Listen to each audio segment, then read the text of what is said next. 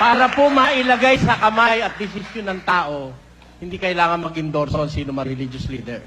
Kailangan magbigay sila ng guideline, yung galing sa banal na kasulatan na mapanggagalingan ng magandang gobyerno.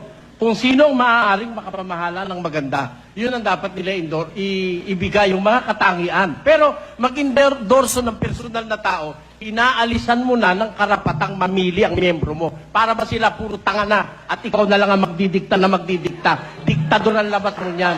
Yan ang masasabi natin. Oh, Brother Eli, sabi mo kanina, ang hirap kasi dito, pag pinagsama mo yung relihiyon sa politika, parang ginagamit yung relihiyon as a political capital. Will you kindly explain Ano that? yun? Ano ba ibig Oo, sabihin ano mo yung dyan? political capital? Ay, kasi ang relihiyon sana gamitin sa mga bagay na pampanginoon, hindi sa mga bagay na temporal, kagaya niyang eleksyon at pag-i-endorso ng kandidato.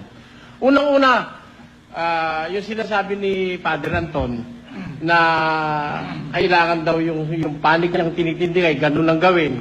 It's a failure. 500 taon na ang Catholic Church sa Pilipinas. Hindi na-solve ang graft and corruption sa Pilipinas. Dahil nga dyan sa kai-endorso ng kandidato at kapapakialam ng mga religious leader. At alam niyo ang ginagawa, nangyayari? Eto, ang nangyayari, kahihiyan pa ng inyong Diyos. Di ba kahihiyan ng grupo ni Almeida na nagtatong pa ng kamay na gano'n, ano, hindi na nanalo? Okay, how do you react to that? Natin ang kahihiyan ng ating Diyos. Huwag na nating idamay ang Diyos natin sa bagay ng politika. Dahil, halimbawa, sinabi ni Kamanalo, ang inuboto natin ito, sugo ako ng Diyos. Di tama dapat ang sinabi ko, natalo yung kandidato niya. Di mali ang Diyos mo. Okay, how do you react?